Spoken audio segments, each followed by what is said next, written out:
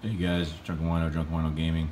Sitting here with the Dreamcast. We had a problem where when we put a disc in there and hit play, or not hit play, hit the power button, it would come on, it would boot up to the main screen, but it would not read a disc. And so what we're doing is we're fixing that problem.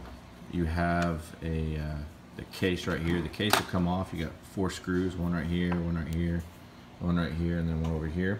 You have to take the network card out. You have to take this out to get to it. So once you take that out, you can pop this cover off, and I've already done most of this, so you have to forgive me. And then this right here is the switch. So this switch right here, whenever the case, whenever this little piece right there goes back, the back of that pushes against this arm right here, pushes it back, and it tells the system that it's closed.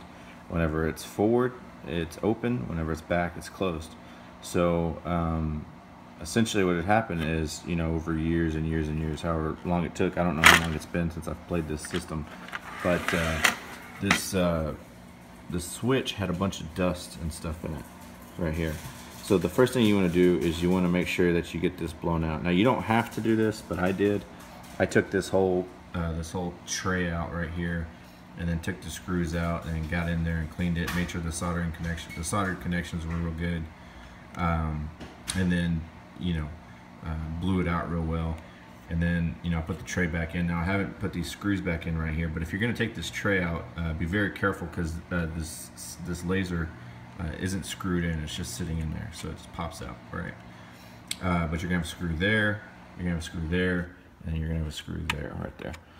So yeah, so you can pop this tray out and then make sure the soldering connections are good, they're not burnt or anything like that, and all the bad signs for soldering connection. And then make sure that this switch is cleaned out real well. So if your disc isn't reading, you're gonna this is probably your trouble point right here. If it's saying can't read disc or whatever because the lid's not closed, this is your trouble point right here. So you're gonna have to pop that open, and then once you clean that out real good, you don't have to take this tray out. Like I said, you can probably just get a whole bunch of that air, try to get the dry electronics there, and then blow this out real well, because there's probably some gunk in there. And then put it all back together and turn it on. It should work. So there you go. That's how to clean the switch on the Dreamcast, to make sure that the lid still closes. If you got any questions, or if you have any comments or anything, please let me know.